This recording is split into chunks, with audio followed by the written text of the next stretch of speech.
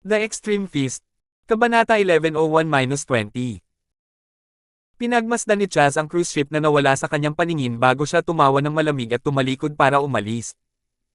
Lahat ng kanyang mga plano ay nasa lugar. Walang pinapayagan sa Rising Star Island ngayon. Kaya kahit mamatay si Ethan at lahat dahil dito, walang makakaalam. Iniisip ni Ethan na ang Rising Star Island ay simbolo ng romansa at immortalidad.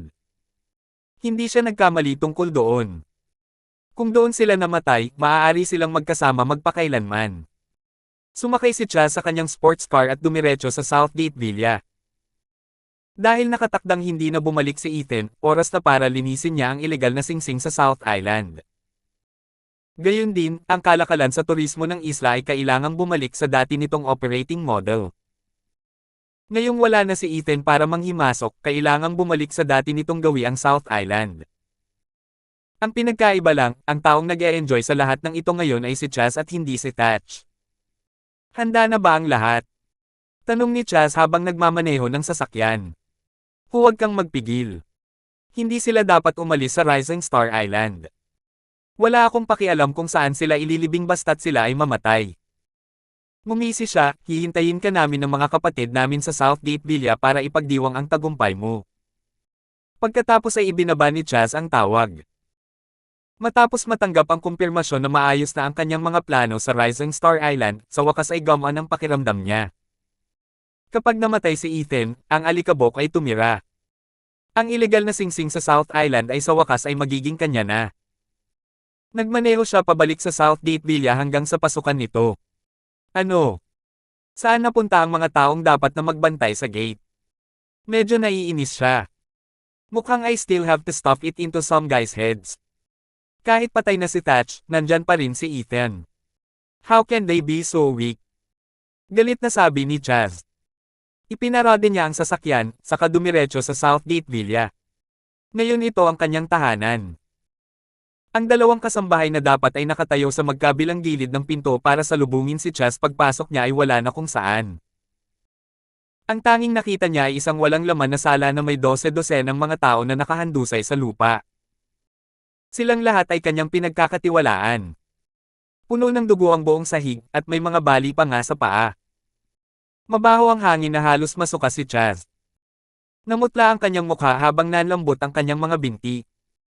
Ang lahat ng naunang ambisyon at kasakiman ay hindi makikita. Hindi, imposible iyon. Imposible. Sigaw ni Chaz na parang nakakita lang ng multo habang gulat na nakatingin sa lalaking nakaupo sa upuan ng sandalwood. Malakas na tumili si Chaz na parang baliw. Bakit hindi ka patay? Imposible yan. Imposible talaga. Umupo si Thatch sa upuan ng sandalwood na walang bahid ng kalupitan sa mukha pero nababalutan na ng dugo ang mga kamay niya. Mayroong 12-12 ng mga katawan na nakahandusay sa sahig. Pinutol pa niya ang ilan sa kanilang mga paa. Pinatay mo lang ang kambal ko, mahinahong sabi ni Thatch. Chaz, hindi ko ine-expect na ganito kakaambisyo. Nanghina ang mga paa ni Chaz habang mabilis na nakaluhod sa lupa kasabay ng pagkatok. Pinuno. Sabi ni Chaz habang mabilis na yumuko na agad tumulo ang dugo sa kanyang noo. Big Boss, nagkamali ako. Nagkamali ako. Laging naguguluhan si Chaz kung bakit naging duwag si Thatch. Sa paglipas ng mga taon, si Thatch ay kahawig pa nga ng isang retiradong matandang lalaki na ganap na nawala ng anumang pagmamaneho. Kahit na may tumapak sa kanya, hindi siya nagalit. Akala niya tumatanda na si Thatch pero little did he know, kakambal niya pala talaga ang lalaki. Bakit hindi niya ito napagtanto ng mas maaga? Sigaw ni Chaz habang nakaluhod sa harap ni Thatch at yumuko sabay sabing, Big Boss, I'm sorry. Please give me a chance. Kabanata 1102. Pakiusap bigyan mo ako ng pagkakataon. Humiikbi si Chaz na natatakpan ng luha at uhog sa mukha. Mga 15 minutes na ang nakalipas, masayang naghihintay pa rin si Chaz na mamatay si Ethan at ang iba pa sa Rising Star Island. Pagkatapos ay makakakuha siya ng kumpletong kontrol sa ilegal na bilog ng South Island. Pero buhay pa si Thatch. Si Thatch, ang lalaking kumokontrol sa ilegal na singsing sa South Island sa loob ng halos 20 taon, ay hindi patay. Hindi akalain ni Chaz na nakatagpo si Thatch ng doble. Sa paglipas ng mga taon, hindi niya ito natagpuan. Pakawalan ka. Sabi ni Thatch habang malamig na nakatingin kay Chaz. Nung pinatay mo ang kakambal ko, naisipan mo bang bitawan ako? Nanginginig si Chaz na walang lakas ng loob na magsalita. Hindi sumagi sa isip niya na pakawalan si Thatch. Upang mabuhay sa gayong bilog, kailangan niyang maging walang awa. Walang ibang magbibigay sa kanya ng pagkakataon, kahit nabigyan niya sila ng pagkakataon. Napalunok si Chaz. Gusto niyang ipaliwanag ang sarili, ngunit wala na siyang masabi. Alam niyang sa pagkakataong doblehin niyang sinipa si Thatch hanggang mamatay, selyado na ang kanyang kapalaran. Ano pa ang masasabi niya? Tumayo si Thatch at lumapit kay Chaz. Sa sobrang takot ni Chaz ay nanginginig siya ng husto. Pakiramdam ni Chaz ay para siyang langgam at isa sa mga aso ni Thatch. Wala man lang siyang lakas ng loob na tingnan si Thatch habang nakaluhod siya doon. Ikaw na walang utang na loob na ahas, sabi ni Thatch. Pagkatapos ay lumingon siya sa paligid at sinabing, lumabas kayong lahat. Ilang silhouettes ang tuloy-tuloy na lumabas. Tumangala si Chaz at nakita niyang naglalakad ang mga lalaking nakasuot ng mahabang damit na may maskara sa mukha. Nakaka-intimidate ang aura nila. Isang tingin lang ang kailangan para kiligin agad si Chaz. Hindi niya ito kayang hawakan. Sino ang mga taong ito? How dare you try on Ethan's life with such poor skills, sabi ng isa sa mga lalaking ng insulto kay Chaz. Masobrahan mo ang iyong sarili. Bagamat wala silang pakialam kay Ethan, hindi nila ito pinakitunguhan ng labis na paghamak gaya ng ginawa nila kay Chaz. Ang isang tao ba ay tulad ni Ethan, na maaaring magdulot ng kaguluhan sa hilaga at puksain ang napakaraming makapangyarihang pamilya, isang taong madaling mapatay? Joke siguro yon. Napalunok si Chaz at napalunok. Sino? Sa lupa ang mga taong ito. Tumingin si Thatch sa kanila at mahinahong sinabi, may pakinabang pa sa kanya sa ngayon. Si Ethan ay nasa Rising Star Island at hindi alam kung ano ang nangyayari. Baka magamit ito sa iyong kalamangan. Hindi umimik ang mga lalaki. Pero ano ang makukuha kong kapalit? Walang bakas ng katakawan sa mukha ni Thatch, ngunit ramdam ni Chaz ang walang sawang gutom sa tono nito. Hindi pa ba sapat ang buong South Island? Sabi ng isa sa mga lalaki. Hindi magandang maging gaaman. Ho, walang takot na sabi ni Thatch habang sinusulyapan siya. Ako dapat ang magsasabi niyan. Kung wala lang para sa akin, ayoko. Prangka siya sa mga sinabi niya. I'm not stupid enough to rashly offend someone who is at least at the advanced grandmaster level. At saka, dahil wala akong sama ng loob kay Ethan, walang saysay na ipagsapalaran ang buhay ko para sa iyo, di ba? Umupo si Thatch sa kanyang upuan na may malamig na ekspresyon sa kanyang mukha. Pagkatapos ay tumigil siya sa pagsasalita habang hinihintay niyang bigyan siya ng hidden sect agent na ito ng kasiya siyang tugon. Paano kung inalok ka namin ng lugar para maging isang makapangyarihang pamilya sa norte? Nanatiling hindi gumagalaw si Thatch. Gayon din, ito ay magiging isang napakalakas na pamilya. Biglang naningkit ang mga mata ni Thatch. Kabanata 1103. Si Thatch ay namuno sa South Island sa loob ng maraming taon, kaya nasa kanya ang lahat. Nasa kanya ang lahat, pera man o katayuan. Ang pinakakulang sa kanya ay background at lakas. Kung gusto niya ang mga bagay na iyon, maaari lamang siyang tumungo sa hilaga. Walang interes si Thatch kahit sa isang first-rate na makapangyarihang pamilya. Hinangad lang niya ang katayuan ng isang napakalakas na pamilya. Nais ni Thatch na maging tunay na matatag tulad ng pamilya Biggs. Napakatatag nilang pamilya. Sigurado ka ba? Tanong ni Thatch sabay tingin sa lalaki. Is this your idea or his? May karapatan ka bang magdesisyon ng ganyan? Alam ni Thatch kung sino ang pinuno ng hidden sect. Kung ang isang tulad ng kanyang kamahalan ay gumawa ng ganoong pangako, natural na tutuperin niya ang kanyang salita. Siyempre, ideya iyon ng kamahalan, mahinahong sabi ni Agent 4, Salan. Bilang mga ahente, kinakatawan namin ang kanyang kamahalan. Sa tingin mo ba magsisinungaling kami tungkol dyan? Nakangiting sabi ni Thatch, syempre hindi. Dahil ito ang ideya ng kamahalan, kung gayon, syempre, tutulungan ko ang hidden sect. Pinaikit niya ang kanyang mga mata nang lumingon siya kay Chaz at sinabing, then I'll leave it to you. Agad namang humakbang si Agent 8 na si Luca. Hinawakan niya ng isang kamay ang lalamunan ni Chaz habang ang isa naman ay ibinuka niya ang bibig niya. Pagkatapos ay itinulak niya ang isang itim na tableta sa lalamunan ni Chaz. Hinawakan ni Chaz ang kanyang lalamunan na may takot sa kanyang mukha habang nagtatanong, ano ang ibinigay mo sa akin? Idinikit niya ang kanyang mga daliri sa kanyang lalamunan at sinubukang iluwa ang kanyang sarili sa mga table task. Ngunit pagkatapos ng ilang beses na pagsusuka, hindi siya nagtagumpay. Kung gusto mong mabuhay, behave ka, malamig na sabi ni Luca.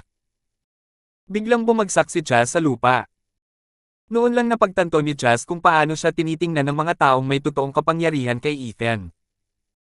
Isa lang siyang langgam na madali nilang kurutin hanggang mamatay sa gusto. Paano niya nangarap na makalaban sila o mapatay si Ethan? Napakawalang muwang niyan. Mamamatay si Ethan sa Rising Star Island. Sabi ni Agent Sander na may masamang tingin sa kanyang mga mata. Nagkatinginan ng mga ahente at si Thatch. Sa puso nila, alam nilang tiyak na mamamatay si Ethan. Pagkatapos ang manual ng pamamaraan ay mapunta sa kanilang mga kamay. Samantala, sa New Star Island, ang maliit na isla na ito ay hindi malayo sa South Island. Mula sa langit, ang mga linya sa Rising Star Island ay kahawig ng langit at lupa, isang porma sayo ng yin-yang. Kaya ang pangalan, Rising Star Island, na nangangahulugang langit at lupa. Sa gitna ng isla mayroong isang malaking bato na sinasabing isang meteorite fragment. Tinatawag itong mga lokal na tao na pag-ibig ng tatlong bato ng buhay. Ang mga magkasintahan na nakatayo sa harap ng tatlong bato ng buhay pag-ibig at nagnanais na magkasama magpakailanman ay magkakatotoo. Hindi raw ito nabibigo kahit na lumipas ang daan-daang taon. Dahil isa itong atraksyong panturista, ang isla ay mayroong lahat ng uri ng pasilidad. May mga tour agency, restaurant at lahat ng uri ng lokal na atraksyon. Ang Love of Three Lifetime Stone ay hindi lamang ang atraksyon na maaari nilang bisitahin. Natural na dinala ni Ethan si Diane dito para sa Love of the Three Life Stones. Gusto ng mga babae ang mga romantikong bagay, lalo na ang lahat ng bagay na may kaugnayan sa pag-ibig. Kaya kahit alam nilang pakulo lang, gusto nilang subukan. Let's go, Kuya Joff. Don't stay here to watch them all stick together, sabi ni Jenny. Naiinis siya sa ipinakita nilang pagmamahal. Sa tuwing magkasama sina Ethan at Diane, nagiging honeypot sila na may mga paa. Sawa na talaga siya sa sobrang lambot ng mga ito. Gusto kong manatili at protektahan si Big Boss, sabi ni Kuya Joff habang umiiling. Kailangan ba niya ng proteksyon mo? Tanong ni Jenny na hindi napigil ang umikot ang mga mata. Ang Fairbanks Legends lang ang nangangailangan nito, okay. Tama iyan. Sinabi ni Kuya Joff kay Ethan bago dinala si Jenny sa ibang lugar para magsaya. Pagkatapos ay hinawakan ni Ethan ang kamay ni Diane habang naglalakad sila sa dalampasigan ng Rising Star Island. Para silang lumulutang kapag naglalakad sa malambot na buhangin. Ganyan ba talaga kamag-aikal ang Love of the Three Life Stones?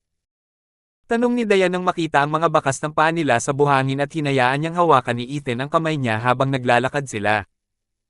Kabanata 1104. Your sincerity will make your wish come true, ani Ethan. Nagkatinginan ang dalawa. I actually don't believe it, matapat na sabi ni Ethan sabay tawa. Marahil ay wala ni isang Diyos sa mundong ito na walang mas mabuting gawin kaysa sa pagharap sa napakaraming problema sa relasyon ng mga tao. Iyon ay talagang nakakainis. Tapos istorbo ako. Medyo. Nakapout si Diane habang sinasabi, paano ako mag-iistorbo? I'm upset that I can't hug you all the time, sabi ni Ethan nang huminto ito at inabot ang kamay para hilahin si Diane sa kanyang mga braso. Ang simoy ng dagat ay nagpalipad sa buhok na malapit sa tenga ni Diane habang nakaharap sila sa dagat. Ito ay isang magandang sandali. Sa di kalayuan ay maririnig mo ang huni ng mga alon na humahampas sa mga bato at huni ng mga sigol sa hangin. Parehong perpekto ang panahon at ang kanilang kalooban. Hobby, may surprise ka ba sa akin?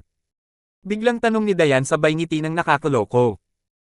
Dahil si Ethan ang nagmungkahi na pumunta sa Rising Star Island, naramdaman niyang dito si Ethan ang nagplano. Isa pa, hindi ba sinadya ni na Jenny at Kuya Joff na tumulong sa paghahanda? Ganyan lagi ang nangyayari sa mga romance novel. Ayaw munang magtanong ni Diane. Pero hindi niya maiwasan at sobrang curious siya.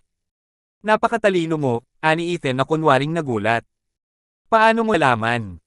Pero hindi mo alam kung ano iyon. Pagkatapos ay hinawakan niya ang kamay ni Diane at dumiretso sa Love of Three Lifetime Stone. Samantala, isa pang grupo ng mga tao ang nasa Rising Star Island. Maingat silang lumapit sa Love of Three Lifetime Stone. Lahat sila ay nakasuot ng pullover at seryoso at alerto ang mga ekspresyon sa kanilang mga mukha. Ang nangunguna sa mga lalaki ay walang iba kundi si Chaz. Medyo kinakabahan at namumutla si Chaz. Para siyang nawalan ng kalahating kaluluwa dahil sa takot. Hinawakan ni Chaz ang control button sa kamay at nanginginig pa ito. Handa ka na ba? Mahinang tanong ni Chaz. Pagkatapos nilang kunin ang gusto nila kay Ethan, pasabugan natin siya. Mabubuhay lang tayo kung gagawin natin ito ng tama.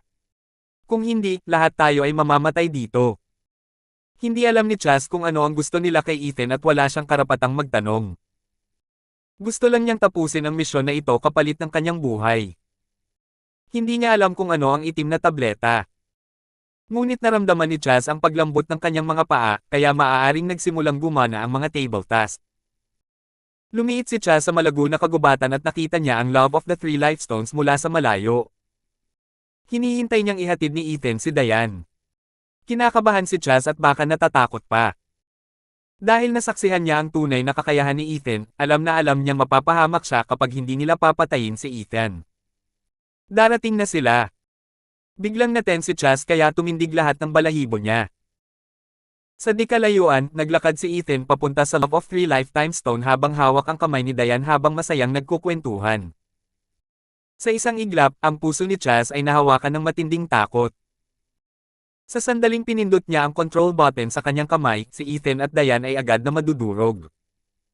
Sa kabila nito, wala siyang tiwala sa kanyang puso. Pakiramdam niya ay hindi tao ang lalaking naglalakad patungo sa kanya, kundi isang nakakatakot na Grim Reaper. Napalunok si Chaz. Marahas na nanginginig ang kamay na may hawak sa control button. Bigla siyang lumingon at tumingin sa lalaki sa tabi niya habang sinasabi niya, "Stay alert, everyone." Huminga ng malalim si Chaz. Sa sobrang pananabik niya ay kahit ang boses niya ay nanginginig habang sinasabi, "Tandaan mo, sa sandaling agawin ng mga taong iyon ang gusto nila kay Ethan, pipigilan ko ito at pasabugan sina Ethan at Diane. Kahit na hindi sila mamatay, kailangan ninyong lahat. Tapusin mo na sila." Naiintindihan ba ng lahat ng tao? Hindi inaasahan ni Chaz na sobrang tahimik ng mga taong nakasquat sa tabi niya. Parang wala man lang kahit katiting na pagkabalisa sa kanila. Tanging dahan-dahan lang ang ginawa nila. Naiintindihan namin ng buo. Kabanata 11:05. Lahat ng mata ay tumingin sa pag-ibig ng tatlong bato ng buhay. Sa di kalayuan, hinawakan ni Ethan ang kamay ni Diane habang papalapit sila. Tila hindi alam ni na Ethan at Diane ang panganib na kanilang kinaroroonan. Maaari silang patayin anumang oras ngunit nagpatuloy sila sa paglalakad ng casual. Ang Love of Three Lifetime Stone ay may sukat na higit sa 30 cubic meters. Ang kakaibang hugis nito ay pinakina sa paglipas ng mga taon ng pagbabago ng panahon. Sa isang gilid ng bato ay may 5 salita sa flamboyant seal writing calligraphy, "Love Three Stones of Life." Iniunat ni Diane ang kanyang kamay para hawakan ang malaking bato, at nakaramdam ito ng lamig sa paghawak. Naging mas malamig sa kanya ang simoy ng dagat. Dahil mainit ang panahon, mas naging komportable siya. "I heard that if you close your eyes and say the name of your greatest love in your heart 10,000 times, you can be together forever," mahinang sabi ni Ethan. At saka, habang tumatagal, mas malamang na magkatotoo ito. Nilinggan ni Diane ang kanyang ulo at pinaikit ang kanyang mga mata sa kalahating pagdududa at nagtanong, "Dapat ko bang ipikit ang aking mga mata?" "Yup. You have to keep your eyes closed the whole time until I tell you to open them," sabi ni Ethan sabay hawak sa kabilang kamay ni Diane at inilagay sa bato. Ang tunog ng simoy ng dagat ay dumaan sa kanilang mga tainga. Masunurin si Diane sa sinabi niya. Pagkatapos ay ipinikit niya ang kanyang mga mata at ipinatong ang dalawang kamay sa Three Leaves Love Stone habang tahimik na binibigkas ang pangalan ni Ethan sa kanyang puso. Ethan, Ethan, Ethan. Napuno ng pangalan ni Ethan ang puso, tenga, at isipan niya. Wala na siyang ibang marinig maliban sa pangalan ni Ethan na walang katapusang umaalingaw-ngaw. Ang seryosong pagtrato ni Diane dito at marahil kahit na sinsero ay nagpakita ng malumanay na ekspresyon sa mukha ni Ethan. Kung ayaw ni Diane na makasama siya habang buhay, hindi niya ito seseryosohin. Kaya kahit halatang halata na parang walang katotohanan si Diane, binili pa rin niya. Wait for my surprise, mahinang sabi ni Ethan. Pagkatapos ay lumingon siya para tingnan ang mga taong papalapit sa kanila. Nanatili siyang walang ekspresyon. Isang lalaki ang lumitaw sa lahat ng apat na panig upang ganap na isara ang lahat ng posibleng ruta ng pagtakas para kina Ethan at Diane. Agent 4 yan, Salan. Sinusundan ng Ahente 8, Luca. Tapos Agent Sham, Sander. At ang pinuno ng ilegal na singsing sa South Island, si Thatch. Pinalibutan nilang apat si Ethan at dahan-daang naglakad papunta sa kanya. Isang malamig na nakamamatay na tingin ang bumungad sa lahat ng apat na pares ng mga mata habang nakalock sila kay Ethan. Tiyak na hindi nila siya binigyan ng pagkakataong mabuhay. Nang makita niya ang apat na pamilyar na maskara, biglang ngumiti si Ethan. Iniunat niya ang kanyang kamay at itinutok ito sa kanila sa hugis ng baril at sinabing, napapalibutan na kayo. Sa ilalim ng maskara, medyo nandidiri agad ang ekspresyon ni Salan nang marinig niya si Ethan.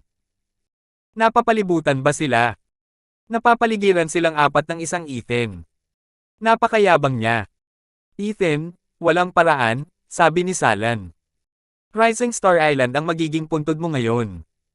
You can rest in peace with your woman to accompany you. Itigil ang pakikipag-usap at sabihin sa kanya na ibigay ang manual ng pamamaraan, sabi ni Sander. Pagkatapos ay mahahanap natin ang ikatlong pahina ng manual sa Rising Star Island. Sapat na sa atin ang 3 pahina ng manual. Tama. Kailangan muna natin siyang patayin para maiwasan ang gulo bago natin simulan ang pangangaso sa kanya, sabi ni Luca habang nakatingin kay Ethan at iniisip kung ano ang nakakatakot sa binatang ito.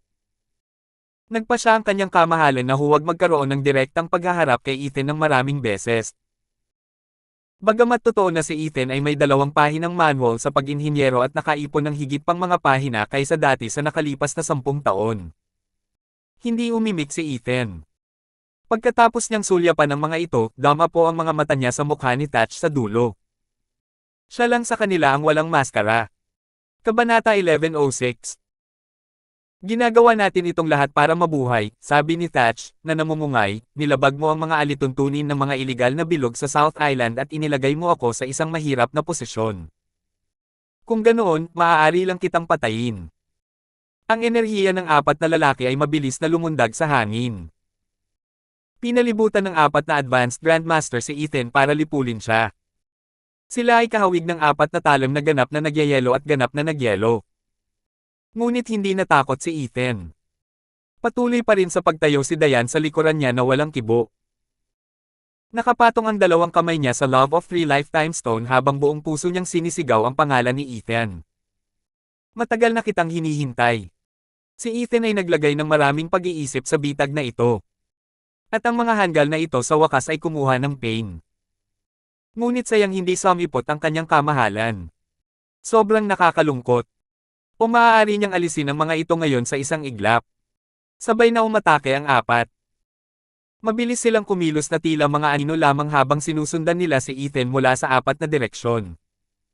Patayin siya. Sigaw ni Thatch. Alam niyang kung gagawa siya ng move kay Ethan ngayon, tiyak na kailangan niya itong patayin. Kung hindi, masusumpa siya. May dumagundong na pagsabog habang ibinabaon nila ang kanilang mga kamao sa kanya. Umakyat sa langit ang impact ng mga suntok nila. Sabay silang umatake nang hindi binigyan ng pagkakataon si Ethan na makaganti. Dahan-dahang humakbang paarap si Ethan at pinatatag ang kanyang mga paa. Napakabagal ng mga galaw niya na para bang nagsasanay lang siya at walang pakialam sa apat na eksperto na nakapaligid sa kanya. Ang Extreme Fist Technique Manual ay tungkol sa pagiging extreme. At ano ang ibig sabihin ng pagiging extreme? Dapat ikaw ang pinakamabilis, pinakamalakas, at pinakamakapangyarihan. Sabi ni Ethan. Parang bulong niya sa sarili, pero parang sinasabi niya rin sa kanilang apat. Dahan-dahan niyang itinaas ang kanyang kamao. Sa pamamagitan ng isang kamay na nakaturo patungo sa langit at ang isa ay patungo sa lupa, ibinuka niya ang kanyang mga paa sa isang kabayo. Nasa sariling mundo si Ethan at umarte na parang siya lang ang lalaki sa mundo. Biglang sinuntok ni Ethan si Luka. Kahit na malinaw na ilang hakbang na siya, napakalakas ng impact ng kamao niya na lumikha ng magulong bulk zone ng hangin na dummy-in kay Luka. Nagdilim ang ekspresyon ni Luka habang umiiwas sa gilid.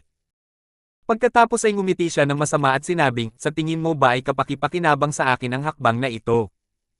It's just. Bago niya natapos ang kanyang pangungusap, nagbago ang kanyang ekspresyon. Nasa harapan na niya si Ethan. Lalong lumakas ang lakas ng kanyang malalakas na suntok. Tumimbang ito kay Luka na parang isang malaking bundok, kaya hindi niya natapos ang kanyang mga salita.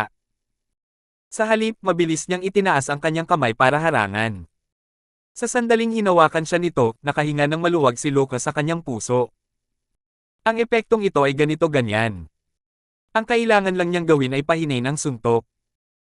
Bago niya maipahayag ang kanyang iniisip sa mga salita, isang napakalaking kapangyarihan ang agad na pinakawalan.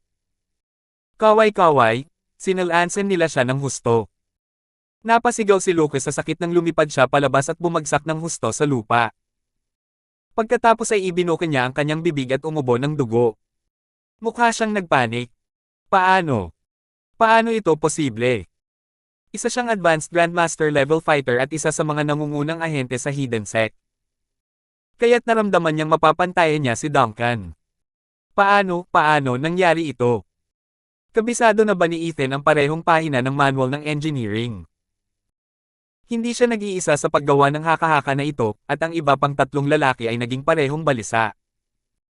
Hindi nila inaasahan na si Ethan ay magpapakita ng nakakatakot na galing sa pag-atake nito. Patayin siya. Walang alam si Thatch sa mga ginawa ni Ethan kanina. Kaya hindi na niya masyadong inisip iyon nang makitang may lakas ng loob si Ethan na salakayin sila. Kung hindi mamatay si Ethan, mamamatay si Thatch. Nanguna siya at pumindot pasulong. Pagkatapos ay ginawa niyang kutsilyo ang kamay at malakas na ibinato kay Ethan. Pero pinatatag ni Ethan ang kanyang kabayo at medyo awkward pa nga. Nagdulot ito ng bagyo sa puso ni Salen at ng iba pa. Kabanata 1107.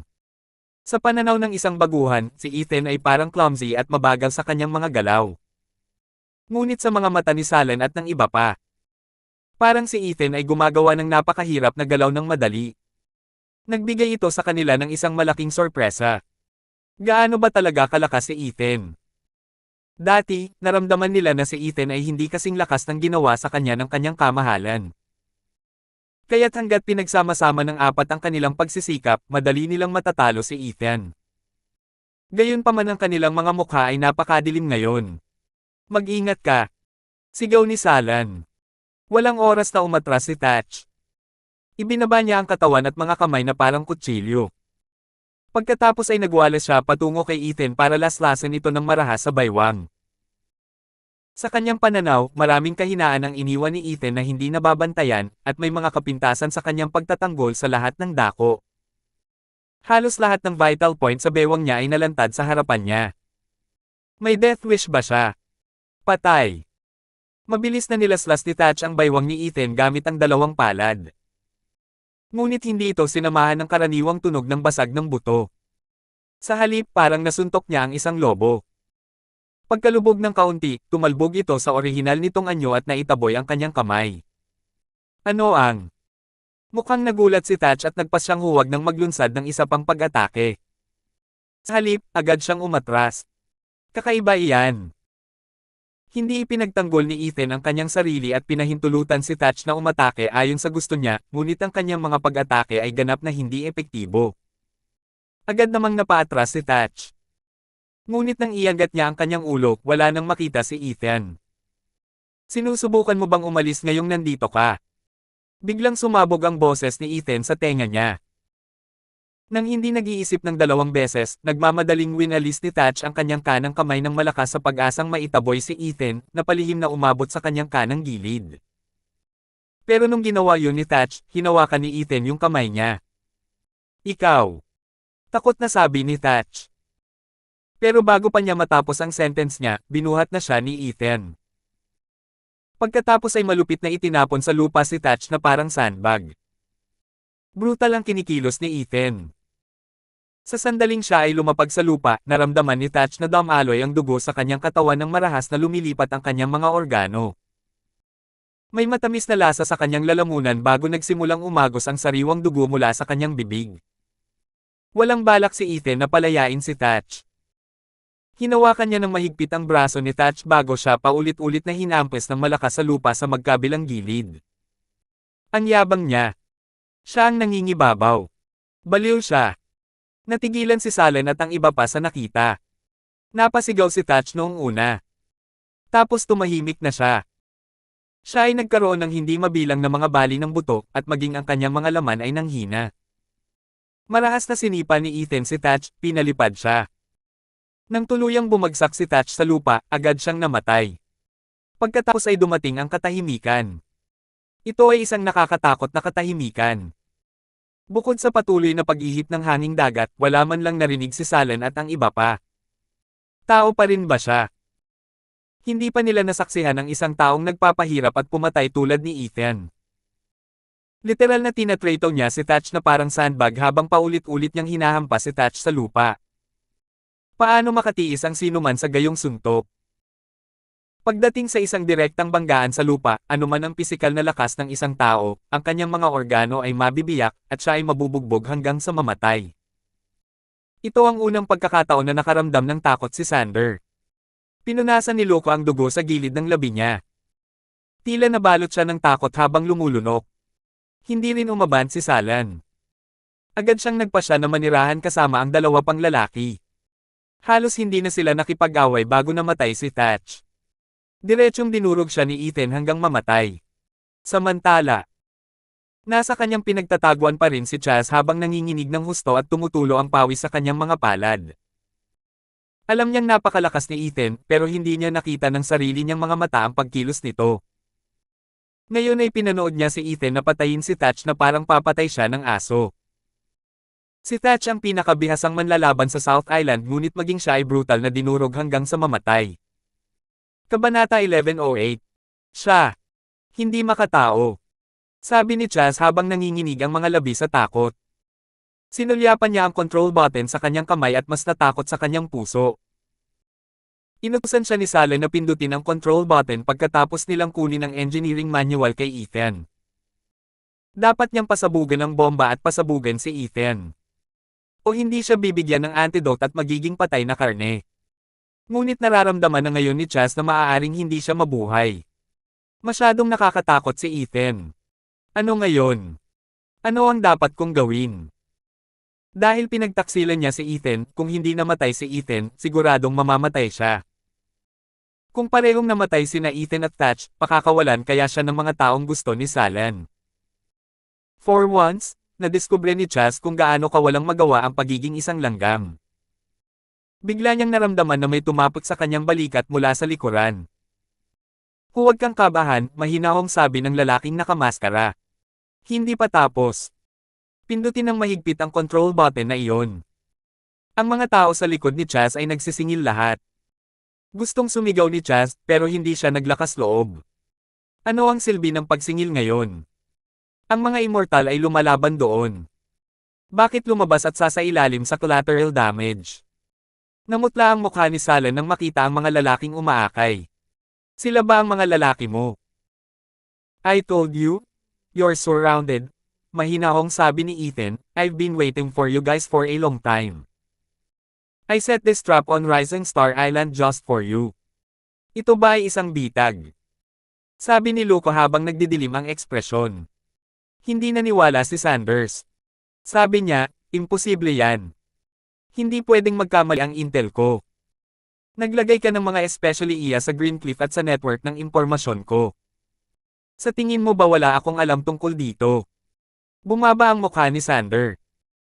Ang mga tao mo talaga ay mga especially iya na sinadya kong dinala, mahinahong sabi ni Ethan. Pero hindi mo man lang napansin, tanga. Ikinawin niya ang kanyang kamay, at hinuberan siya ng lahat ng tauhan niya. Si Kuya Joff at ang iba pa. Agad silang tumayo sa pormasayon at pinalibutan ng mahigpit si Salen at ang iba pa. Don't go today. Hindi naman masyadong masama ang view dito kaya ito ang perfect place para sa puntod mo. Pagkatapos ay lumipat si Ethan sa kanila. Lumapit si Ethan para pigilan sila na tila ang Diyos ng digmaan habang siya ay bumaba mula sa langit. Napakalakas niya. Marahas na nag-vibrate sa hangin ang tuwid na suntok ng Extreme Fist, at agad namang umatake si Ethan. Sa isang iglap, nadala si Salen at ang iba pa sa labanan. Gustuhin man nilang tumakas, hindi sila naglakas loob na iwanang nakalabas ang kanilang mga likod. Alam nila na sa sandaling magpakita sila ng kanilang mga likod kay Ethan, papatayin niya sila ng isang suntok. Agad na sumiklab ang labanan at agad na umabot sa kasukdulan nito. Ang mga tunay na kakayahan ni Ethan ay lumitaw, na naging dahilan upang si Salen at ang iba pa ay makaramdam ng kawalan ng kakayahan sa kanilang mga puso halos kaagad. Masyado siyang nakakatakot. Parang walang katapusang alon ng suntok ni Ethan habang hinahampas siya nito. Para silang mga dahon lamang at hindi makayanan ang kanyang mga suntok. Sa isang kisap mata, bugbugin na sila hanggang mamatay. 3 beses na sinuntok ni Ethan at tinamaan ang bawat isa sa mismong puso. Napasigaw silang tatlo sa sakit bago lumipad palabas at mabigat na bumagsak sa lupa. Hindi sila makagalaw. Tapusin mo sila. Utos ni Kuya Geoff nang makita siya. Agad namang tumakbo silang lahat at agad siyang tinapos. Pagkatapos ay hinail nila ang 3 bangkay na parang mga patay na aso. Natarante si Chaz nang makita niyang bumababa ang lahat sa di kalayuan. Mariin niyang tinitigan si Ethan na hindi makapaniwala na ang isang tao lang ay maaaring maging ganito kalakas. Paano siya nakakatakot? Sigaw ni Chaz nang makitang lumingon si Ethan at tumingin sa kanya. Sa sobrang takot niya ay nagmamadali siyang umatras ng ilang hakbang. Pagkatapos ay nawalan siya ng balanse at bumagsak sa lupa. Sa malabo, aksidenteng napindot ni Chaz ang control button. Kabanata 1109. Natulala lang si Chaz. Pinindot niya lang ba ang control button para sa bomba? Sisubog na si Ethan. Napakaputla ni Chaz at walang bakas ng kulay sa mukha. Napatingin siya sa control button sa kamay at agad na napabuntong hininga. Tapos sa oras na ito, ilang grupo ng mga paputok ang sumabog sa langit at napakatalino. Ang mga ito ay maliwanag na kulay at ganap na nakamamanghang. Buksan mo ang iyong mga mata. Lumapit si Ethan kay Diane at tinapik ang balikat nito. Tapos ngumiti siya at sinabing, oras na. Natigilan si Diane nang marinig ang boses ni Ethan. Pagkatapos ay iminulat niya ang kanyang mga mata upang makita ang nakasisilaw na mga paputok sa hugis ng mga puso na bumaril sa langit. Ang mga makikinang na paputok ay nakasabit sa hangin habang ang mga palaso ay diretsyong pumutok sa puso. Natigilan si Diane. Tuluyan na siyang natulala. Ito ba ang sorpresang binalak ni Ethan para sa kanya? Tinitigan ni Diane ang makikinang na paputok ng hindi gumagalaw. Pagkatapos ay sinubukan niyang yukit ang bawat segundo nito sa kanyang alaala para hindi niya ito makalimutan habang buhay. Mula sa malayo ay namumula ang mga mata ni Jenny habang pinagmamasdan ang buong eksena. This is too romantic. Sabi ni Jenny habang nakapaut at nakatingin kay Kuya Geoff. To think na sinabi ng bayaw na hindi siya gagawa ng plano. Hindi umimik si Kuya Geoff. Sa isang pagwagayway ng kanyang kamay, ang lahat ng kanilang mga tao ay muling naglaho. Hindi na napigilan ni Diane ang pagtulo ng luha sa gilid ng kanyang mga mata. Ang mga ito ay luha ng saya at kaligayahan at hindi kalungkutan. Tumingin siya kay Ethan habang nakanganga ang kanyang mga labi at sinabing, "Hubby." Nang tawagin niya ang pangalan niya, hindi na niya napigil ang umiyak. Dalawang mabilis na hakbang ang ginawa niya at tumakbo sa yakap ni Ethan. "Na-touch ako." Natuwa si Ethan habang hinaila si Diane sa kanyang mainit na yakap at sinabing, "Nagustuhan mo ba? Ito ang sorpresa ko para sa iyo. I love it. I love it. I love it." Sabi ni Diane habang nakayakap sa bewang ni Ethan at ayaw bumitaw. Buong lakas niya itong niyakap ng buong lakas na nagnanais na maging bahagi siya nito. Ay! Nakalimutan ko kung ilang beses ko nang sinabi ang pangalan mo kanina. Tumangala si Diane na may pulang mata. Hindi niya inaasahan na ang isang matigas na lalaki na tulad ni Ethan ay may ganoong kalambot. Talagang nagustuhan niya ang sorpresang inihanda niya. "Sisimulan ko sa simula, okay?" Sabi ni Diane. Nag-aalala siya na kung hindi niya sasabihin ng maraming beses ang pangalan ni Ethan, hindi siya maririnig ng Love of the Three Life Stones. Tama na. Tama na. Sabi ni Ethan habang huminga ng malalim at tumawa, "Silly girl, love 3 Lifestones has had enough and is probably so na marinig ang pangalan ko. Kung paulit-ulit mong sinasabi ang pangalan ko, baka mawala ng pasensya." Okay. Tapos titigil na ako sa sasabihin ko. Titigil na ako. Mahigpit ang yakap nila sa isa't isa nang mawala ang nakakasilaw at makulay na mga paputok. Alam ni Ethan na hindi makakalimutan ni Diane ang lahat ng ito sa buong buhay niya. Unti-unting tumahimik ang gabi. Nagkaroon ng siga sa dalampasigan, at ang apoy ay nagniningning sa mga mukha ng lahat. Napasandal si Diane sa balikat ni Ethan habang lumalayo sa simoy ng dagat sa gabi na medyo nakaramdam ng lamig. "Oh my God! Kuya Joff! I have to call you Mr. Joff from now on." Halos mapatalon si Jenny para kunin ang inihaw na chicken drumsticks mula kay Brother Joff nang sabihin niya, "Alam mo kung paano gawin ang lahat. Ang galing pa ni Kuya Joff sa barbecue. Ang kulay, lasa, at texture na ito. Well, ang aming pulubisek." Inayos ni Kuya Joff ang kanyang katawan at ginaya kung paano sinasabi ni Ethan ang mga salitang ito noon. Pero bago niya natapos ang sasabihin niya, binato ni Ethan ang tsinelas niya. Ayon sa mga batas ng sektang pulubi, bawal kaming ibunyag ang aming pagkakakilanlan kapag kami ay lumabas. Nagkatinginan sila Diane at Jenny at hindi napigil ang tumawa. Kabanata 11:10. Tunay na napakagandang gabi. Nagplano si Ethan na magkampo sila sa dalampasigan at maghintay para makita ang pagsikat ng araw. Nang mabusog si Jenny ay umakyat na siya sa kanyang tent para matulog ng maaga. Si Brother Joff ay nagbabantay sa malayo at nagpapatrolya sa lugar para sa anumang aktibidad. Umupo si Ethan habang nakasandal si Diane sa braso niya at ayaw pang matulog. "Ayoko matulog. Magdamag tayong mag-chat," ani Diane, bahagyang tumangala at hinalikan ang baba ni Ethan. "Hobby, oras na para mag-ahit ka." Tumawa si Ethan nang walang sabi-sabi. Sa halip ay inilapit niya ang mukha niya kay Diane. Tinusok ng pinong balbas niya si Diane, na walang tigil sa pagtawa niya hanggang sa mapagod siya at napasandal siya sa dibdib nito, naubusan ng lakas. Ang kanyang mga mata ay naging malinaw na parang tubig sa paglipas ng gabi. Sila ay sobrang mapagmahal na sila ay umiikot tulad ng isang whirlpool. "Sa tingin ko baka mahalin kita hanggang kamatayan." Napabuntong hininga si Diane. Sa sandaling ito, dapat ay mapuno siya ng pagnanasa para kay Ethan. Siya ay isang babero at hindi gaanong sensitibo. Maganda ang pakikitungo sa kanya ni Ethan at mahal siya. Simula noong araw na nakilala niya si Ethan, nararamdaman na niya ito. Walang ibang magmamahal at magmamalasakit sa kanya tulad ni Ethan sa buhay niya. Walang pag-aalinlangang hinalikan siya ni Ethan habang nakatingin sa kanyang malinaw at mapagmahal na mga mata. Ito ay madamdamin. Napaka-passionate niyan. At halos malagutan na sila ng hininga. "I really, really love you too." Pagkaraan ng mahabang panahon, naghiwalay ang kanilang mga labi, at mahinang sinabi ni Ethan, 15 taon na ang nakalilipas ng una kitang makita, napanood kita at alam kong wala akong mapapangasawa maliban sa iyo. 15 mga taon na nakalipas.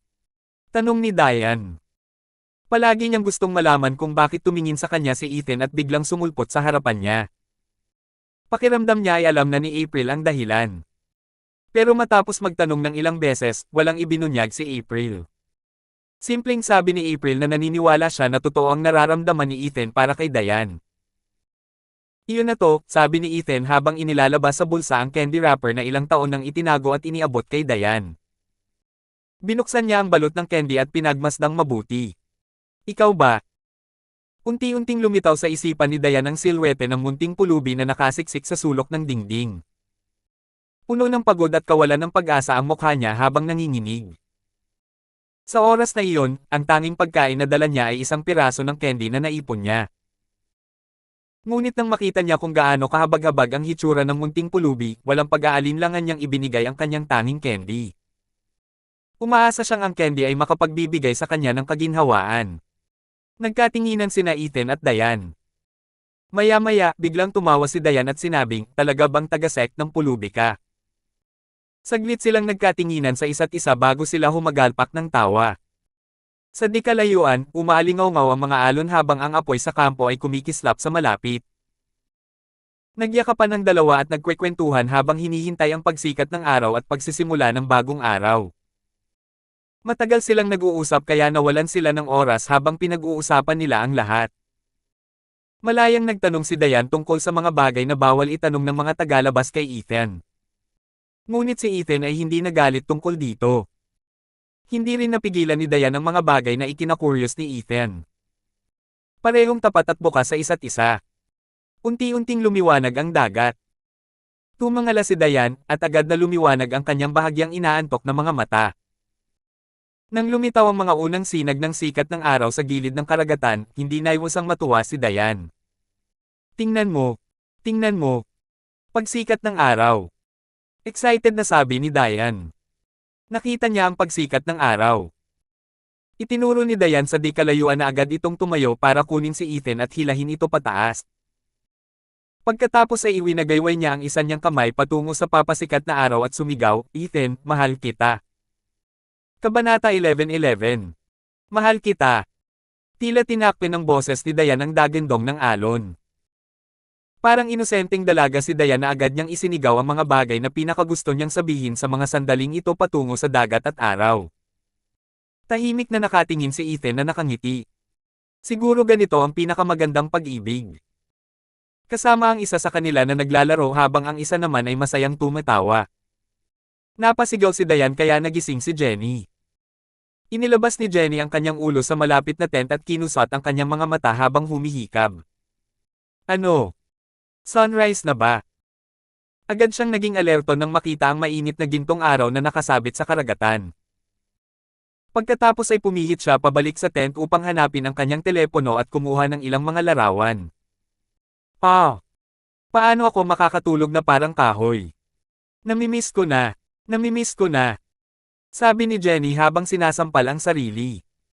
Nagset siya ng 2 alarm sa kanyang telepono, ngunit hindi niya nagawang magising.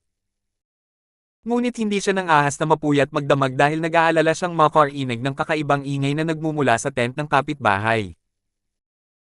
Nagawa man niyang gumising ng maaga, malamang ay hindi niya makikita ang pagsikat ng araw pero sa huli ay manood siya ng malabong larawan na hindi niya gusto, pagpapakalma ni Jenny sa sarili. Madaling araw noon. Dinala ni Ethan si Diane at ang iba pa mula sa Rising Star Island. Masayang-masaya si Diane sa biyahe dahil parang honeymoon. At nakuha rin ni Ethan ang gusto niya. Kahit na hindi nagpakita ang kanyang kamahalan, nagawa niyang patayin ang 3 ahente, kaya naramdaman niyang malapit na ring magwala ang kanyang kamahalan.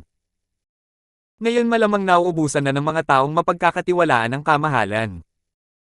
Kung ang kanyang kamahalan ay gumawa ng isang hakbang sa kanya, pagkatapos ay magkakaroon ng mas kaunting oras para sa kanila ni Diane na magkasama. Nang matapos ang bagay na ito, hindi na inisip pa ito ni Ethan. Ang kanyang plano na palibutan at lipulin sila ay hindi ganap na matagumpay, ngunit siya ay lubos na nasisiyahan. Pagkatapos ay dinala niya si Diane at ang iba pa pabalik sa South Island. Ilang sandali pa pagdating nila sa hotel, mabilis na pinakiusapan nina Nelson at Jeffrey na makita siya. Hindi nakatulog ng isang kindat si Diane buong magdamag, kaya pinaligo siya ni Ethan bago humiga ng komportable sa kama para matulog. Pagkatapos ay pumunta siya sa sala at umupo sa sofa. Master Pangangaso. Magalang na sinabi ni Jeffrey, mga damo. Patay. Nabalitaan lang nila na may nakakita sa bangkay ni Thatch at agad silang natigilan. Bago pa man nila maisip ang pagkamatay niya, may mas nakakagimbal na balita na halos manhid sa kanilang dalawa. Ano mang iba pang mga. Walang ekspresyong tanong ni Ethan nang marinig niya si Jeffrey. Siyempre, alam niya ang tungkol sa pagkamatay ni Thatch. Namatay si Thatch sa kanyang mga kamay, kaya paanong hindi niya malalaman. Gayon din, ang ilegal na bilog ng South Island ay nawasak magdamag. Sabi ni Jeffrey na may bahagyang panginginig sa boses. Si Chaz. Baliw. Hindi natin alam kung anong trauma ang naranasan niya, pero baliw siya. I mean, baliw talaga siya, dagdag ni Jeffrey. Nag-aalala siyang baka hindi maintindihan ni Ethan at isipin na nagpapanggap lang si Chaz na baliw para maiwasan ang parusa tulad ni Grey Bear. Oo. Sa kabila ng nakagigimbal na balita, kinilala na lang ito ni Ethan na parang walang pakialam. Nilinggan niya si Nelson. Ang Distant Dreams ay isa na ngayong modelo para sa industriya ng turismo sa South Island. Batay sa mga utos ng CEO Palmer, lumikha kami ng bagong pamantayan ng serbisyo sa turismo at tinanggap ang natitirang bahagi ng kalakalan sa turismo. Excited na sabi ni Nelson. Patay na si Thatch. Masaya ang lahat na ang malignant na tumor na sumasakit sa industriya sa loob ng maraming taon ay wala na. Higit pa rito, ang bawat revolusyon at pagbabagong ginawa ng Distant Dreams ay nagiging isang bagong pamantayan sa industriya. Nagbigay ito sa kanya ng mas malakas na pakiramdam ng kasiyahan. Dapat perfect lahat ng trabaho natin dahil part na tayo ng Palmer Group. Hindi natin mapahiya si CEO Palmer. Excited na sabi ni Nelson. Tumango si Ethan at sinabing, continue. This is just a small improvement. Kabanata 11:12. Oo. Oo, Mr. Hunt. Sabi ni Nelson habang nagmamadaling tumango. Ang mga bagay na mahusay na tagumpay para sa kanya ay maliit na pagpapabuti lamang sa mga mata ni Ethan. Marami pa ring puwang para sa pagpapabuti at mga bagay na dapat gawin. Matapos magtrabaho sa kalakalan sa loob ng napakaraming taon, matagal na niyang nawala ang lahat ng hilig. Ngunit ngayon ay nabawi na niya ang kanyang sigla at pakiramdam niya ay isang baguhan na kakapasok lang sa workforce. Nakaramdam siya ng matinding sigasig at pinanibik. Tahimik na umalis sina Jeffrey at Nelson pagkatapos magsumbong kay Ethan. Hindi sila naglakas loob na istorbohin ang pahinga ni Ethan. Iba na talaga ang South Island ngayon. Ang ilegal na singsing ay tinanggal ng isang tao sa magdamag pagkatapos mamatay si Thatch.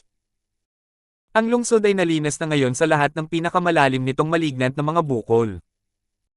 Ang kanilang pinaka-advanced na sektor, ang industriya ng turismo, sa wakas ay ganap na bumabawi.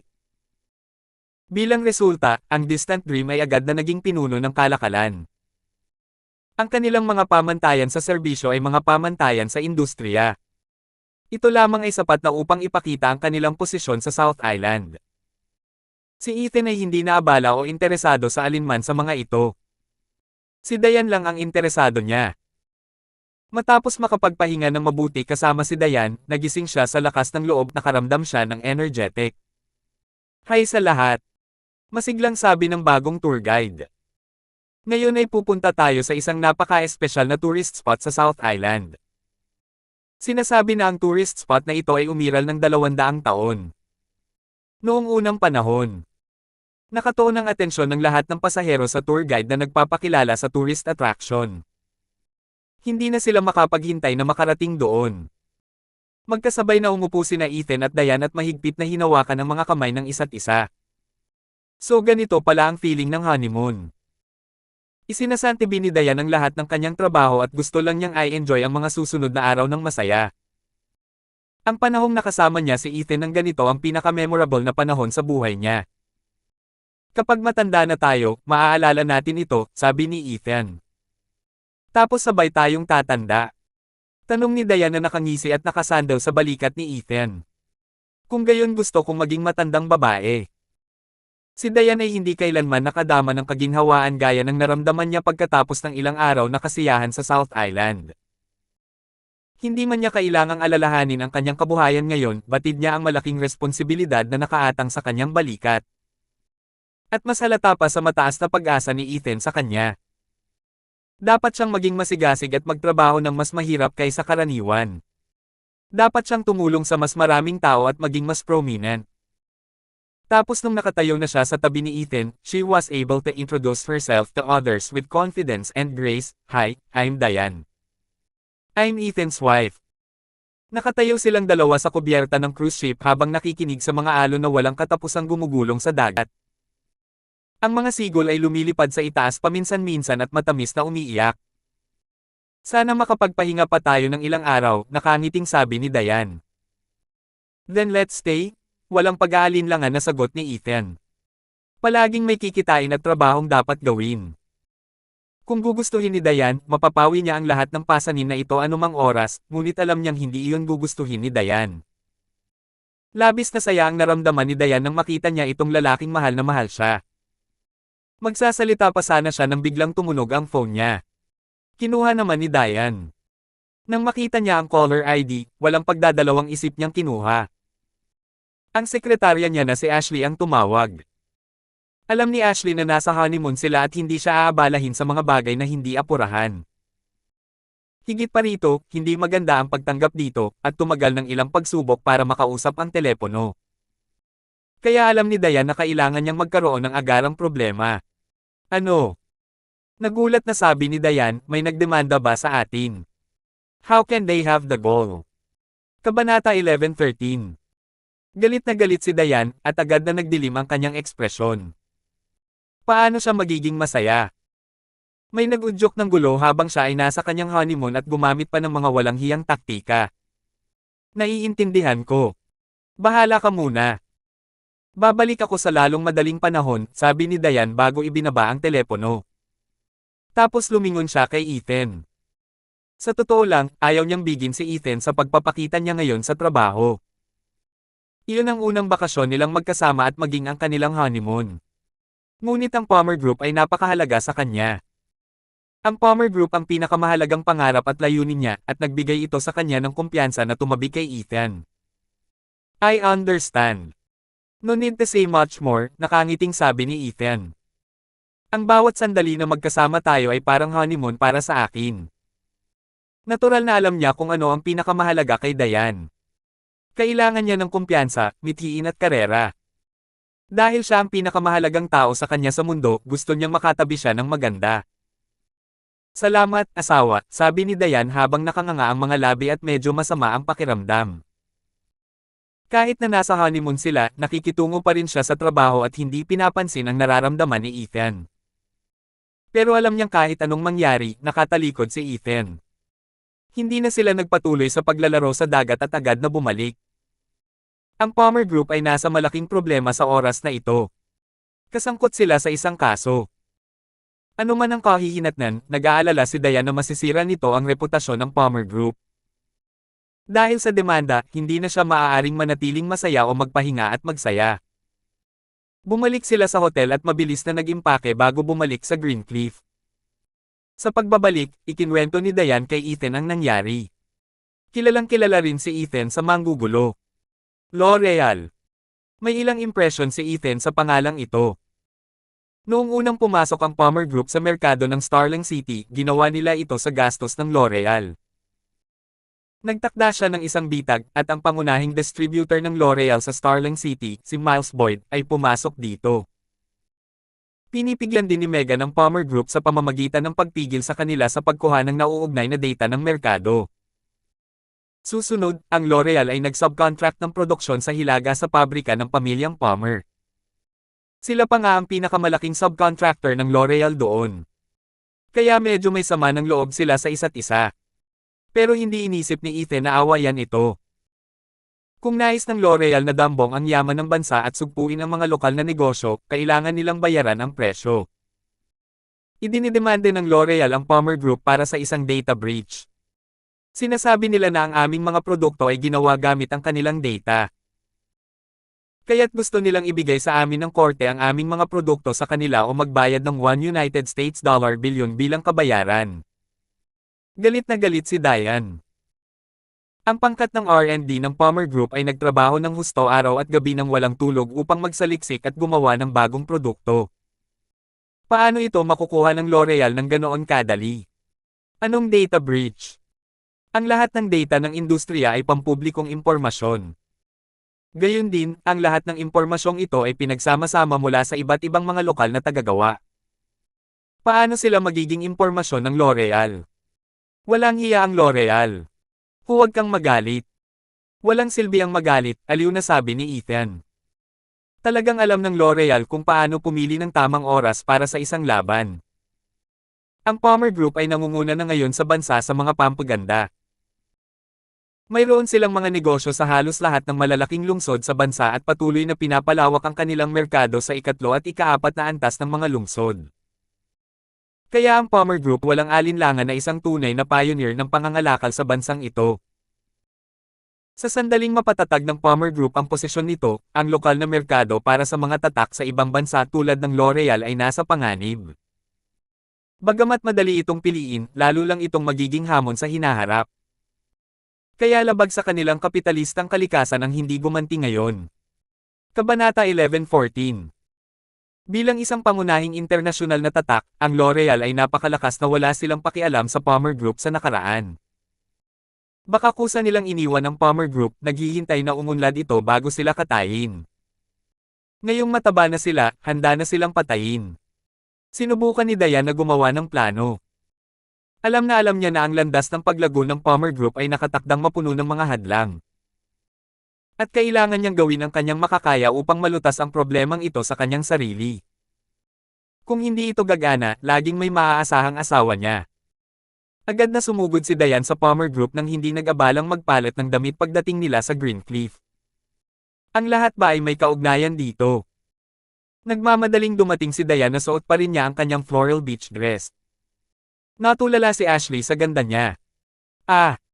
Oo, nandito na lahat. Naghihintay silang lahat kay CEO Palmer. Sabi ni Ashley habang nakasunod sa likod ni Diane.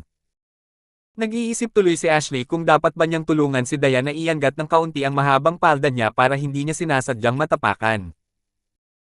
Ang mga pinuno ng marketing, PR at legal na departamento ay naroroon lahat sa silid ng kumperensya ng Palmer Group. CEO Palmer. Kuya Ethan. Bati ng lahat nang makita nilang pumasok sina Ethan at Diane. Please sit down, sabi ni Diane habang winawagayway ang kamay at sinenyasan silang maupo.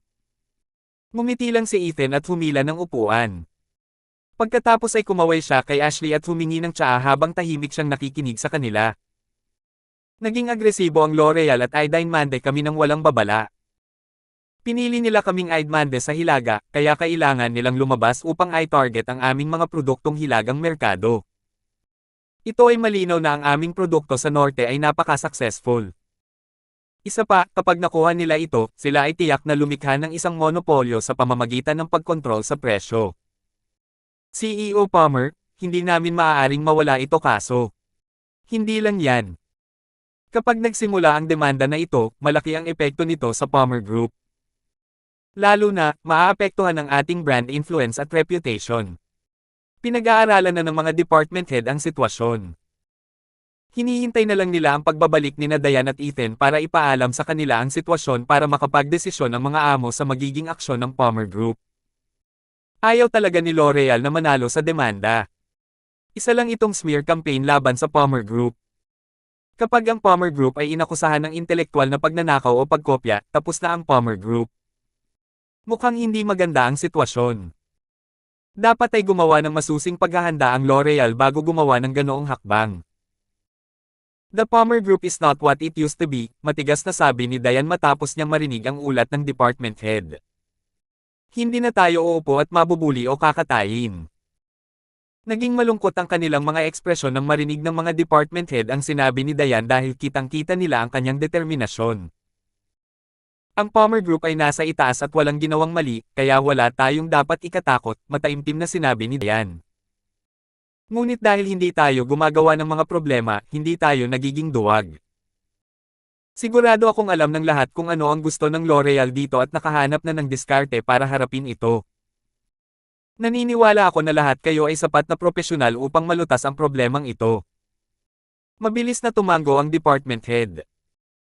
Hindi sila mga baguhan sa Palmer Group at mga pioneer na nagmature sa kumpanya hanggang ngayon. Lahat ng problema ng Palmer Group ay kasing ganda ng kanilang problema. Kung may gustong mangbuli sa Palmer Group, kailangan muna nilang lusutan.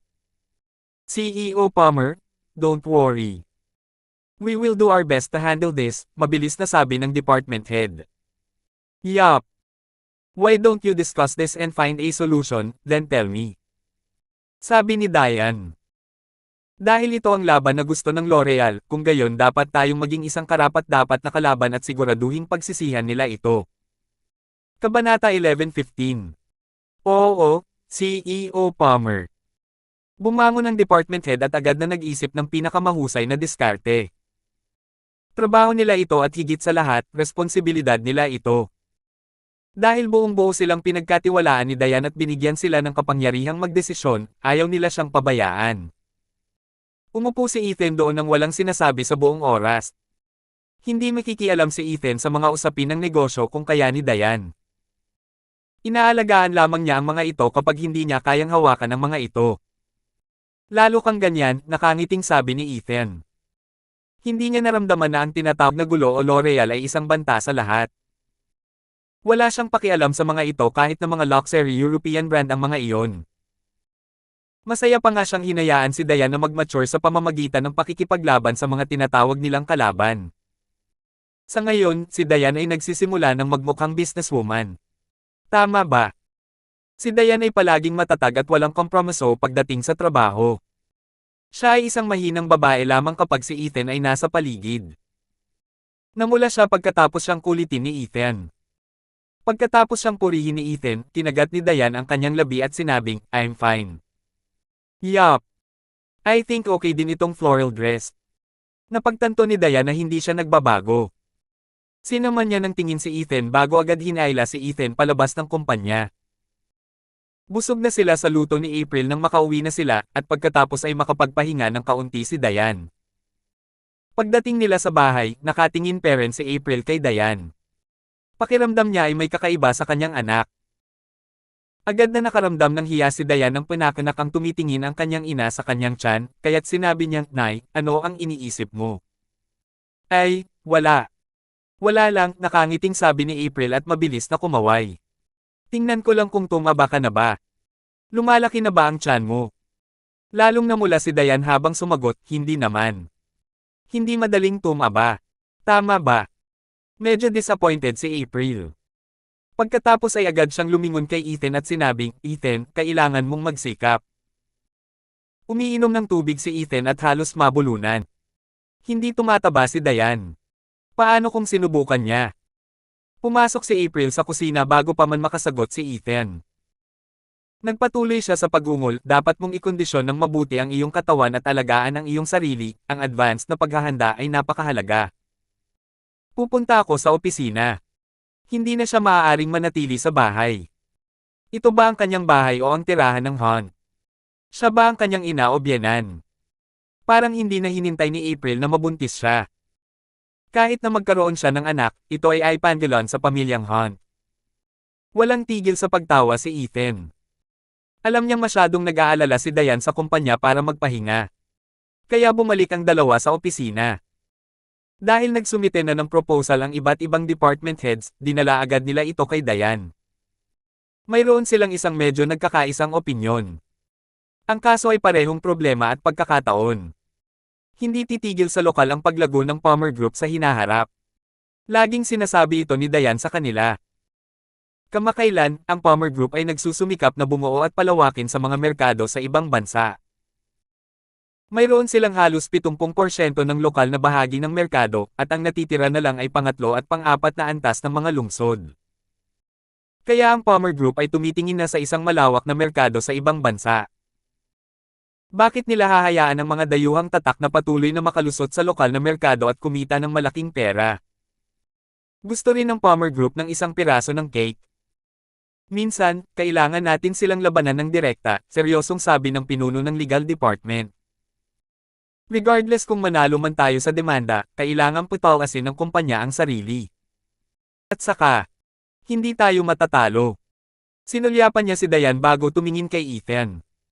Paano matatalo ang Palmer Group kay Ethan? Wala silang dapat ikatakot kahit na may 10 L'Oreal na humihingi sa kanila. Maingat na binasa ni Diane ang kanilang proposal bago siya tumango at sinabing, "Okay. Since we are fighting the lawsuit, we must win. Tell all the relevant employees to get ready. I will lead us all to victory." Kabanata 11:16. Oo, CEO Palmer. Ang lahat sa Palmer Group ay agad na napuno ng enerhiya.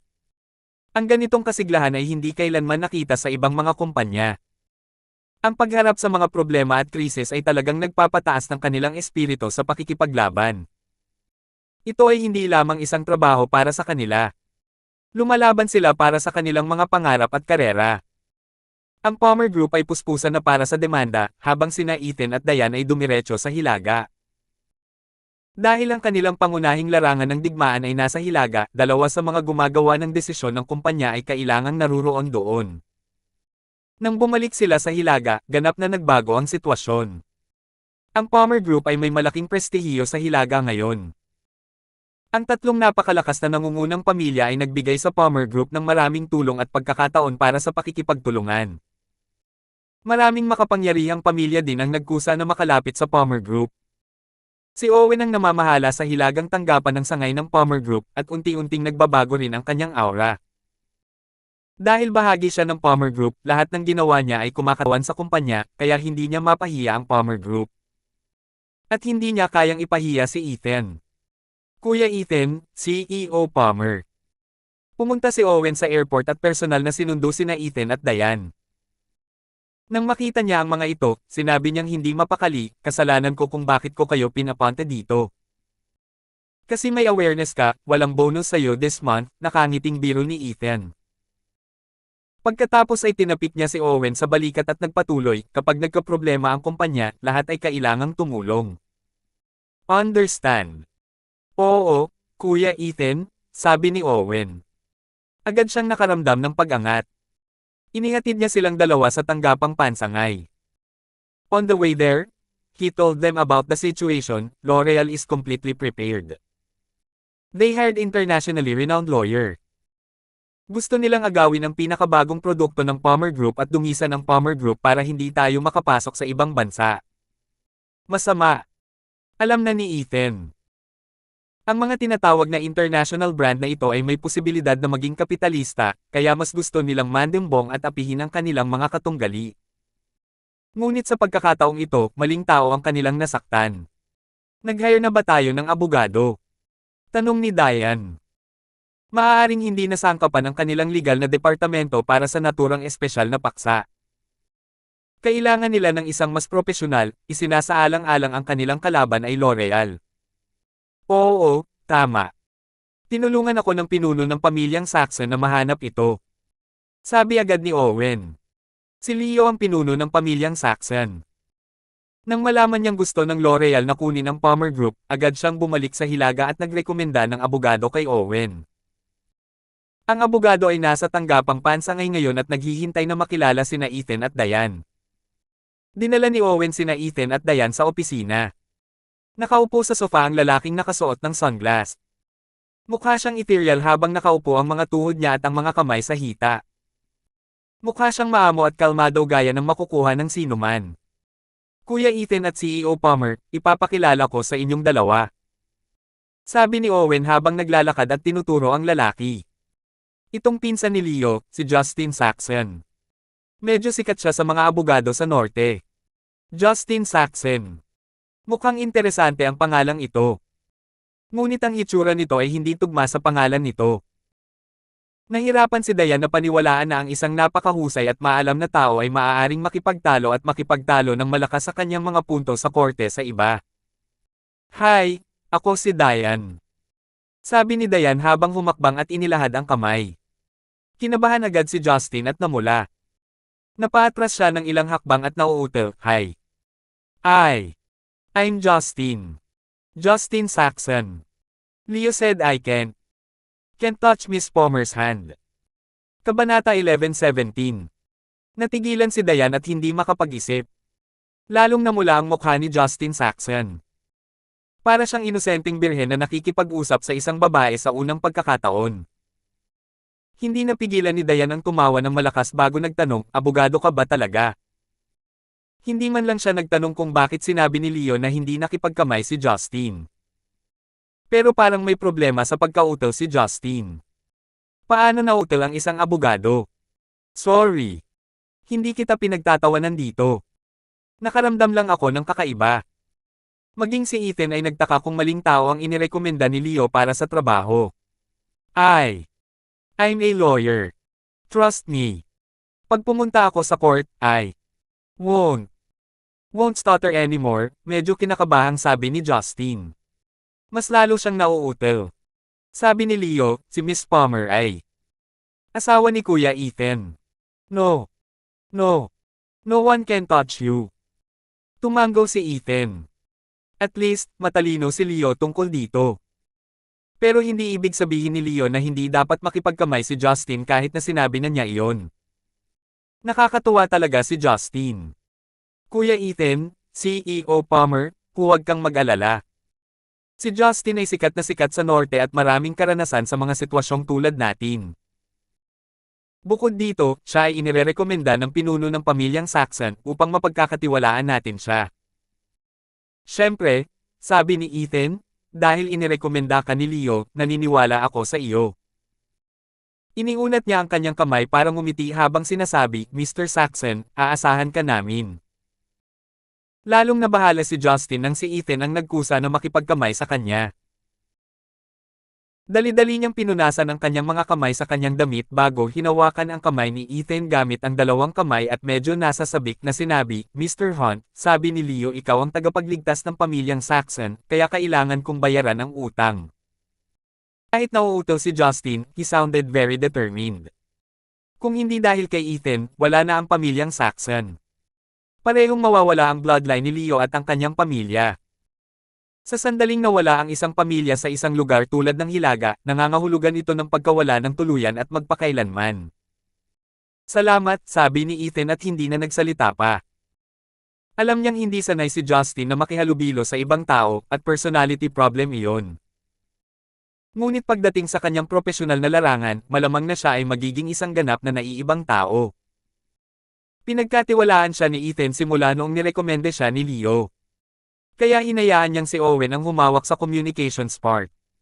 Ngayon ay handa na ang lahat. Dahil gusto ng L'Oreal na hadlangan ang mga pagtatangka ng Palmer Group na palawakin sa ibang bansa, hindi sila maaaring umupo at walang magawa o hayaan ang L'Oreal na pangunahan sila. Hindi style ni Ethan na basta na lang ipagtanggol ang sarili. Kahit na ginagawa nila ang kanilang depensa ngayon, kailangan niyang maghanda ng pag-atake ng sabay. Samantala, sa opisina ng pangunahing distributor ng L'Oreal sa Hilaga, si Douglas Moore ay humihit-hit ng tabako habang ang mamahaling red wine sa kanyang harapan ay nagbuga ng malakas na aroma. Kahit banyaga ang kanyang pangalan, mayroon siyang mga tipikal na tampok na asyano. Maging ang kanyang mga kilos ay puno ng mga gawin na tipikal ng mga naninirahan sa Hilaga. Labis ang galit ng chairman sa kamakailang pagganap ng rehiyon ng China. Siya ay labis na hindi nasisiyahan, sabi ni Douglas Moore habang umiiling. The two vital markets were Starling City and the North. Pero sumuko ka na lang ng ganyan. Wala kang silbi. Hindi kumibo ang mga nakaupo sa harap ni Douglas. Wala man lang silang lakas ng loob na sumagot, kaya nahihirapan lang sila sa pag-lecture niya. Ang L'Oreal kamakailan ay nawalan ng halos $1 United States billion. Kakayanin mo ba ang mga kahihinatnan? Walang lakas ng loob na magsalita ang mga tao at ibinaba na lamang ang ulo at hinayaan siyang sawayin sila. Panunuyan ni Douglas Moore habang nililigpit niya ang kanyang tabako. Itinaas niya ang red wine glass at pinaikot-ikot ito sa hangin habang sinasabi, sa pagkakataong ito, hindi ka dapat mabaigo o hindi ka pakakawala ng hepe. Kabanata 11:18. Yes, Mr. Douglas. Don't worry, Mr. Douglas. Naghanda kami ng mabuti sa pagkakataong ito para hindi ka namin bibiguin. Sabi ng isa sa mga lalaki. It's not about disappointing me, sabi ni Douglas, umiling-iling. Yan ang hepe na hindi mo mabibigo, understand. Napatingin siya sa lalaking nasa harapan niya, Harold Green, alam mo ba kung gaano ako nag-effort para ilagay ka sa posisyong ito? Kung hindi mo kayang patakbuhin ng maayos ang Chinese market at hayaan mo pa ang Palmer Group na kunin ang market share natin. Kung gayon maaari kang makahanap ng isang gusali at tumalon mula sa pinakamataas na palapag. Oo, Mr. Douglas. Sabi agad ni Harold Green habang nanginginig. Pagkatapos ay hindi na naglakas loob si Harold na abalahin pa siya. Agad siyang humakbang palabas ng nakayuko ang likod. Sa wakas ay nakapag-relax na rin siya ng kaunti pagkatapos umalis sa pintuan ng opisina ni Douglas. Nakakatakot ang nakakatap na pressure na binigay ni Douglas sa tuwing magkikita sila. Master Harold. Gawin ang hinihiling ni Mr. Douglas Moore. Sabi agad ni Harold Green. Ano man ang kailangan nating makuha ang bagong data ng produksyon ng produkto at kompensasyon din ng Palmer Group. Oo, Master Harold. Huminga ng malalim si Harold. Ito ang Hilaga. Ang North ay ganap na nagbago. Nang malaman ng mga makapangyarihang pamilya na kanyang nakausap na gusto niyang makipagtulungan sa Palmer Group, tumanggi silang makipagtulungan. Nagkusa pa silang gumuhit ng linya sa pagitan nila. Natural na alam niya na ang Palmer Group ay wala ng parehong katayuan sa Hilaga. May isang gabi na kaya niyang sakalin mag-isa ang Palmer Group. Ngunit ngayon kahit na ang 100 sa kanyang sarili ay hindi nagkaroon ng pagkakataong lumaban-laban sa Palmer Group at siya ay hindi naiiba sa isang langgam. Sa maikling panahon, ang lugar na ito ay ganap na nagbago. Maging siya ay hindi makapaniwala. Napatingin si Harold sa kanyang opisina. Nasa loob si Douglas kaya hindi siya naglakas loob na pumasok. Malinaw na Chinese siya, bakit may foreign name siya? Tahimik na pagmumura ni Harold.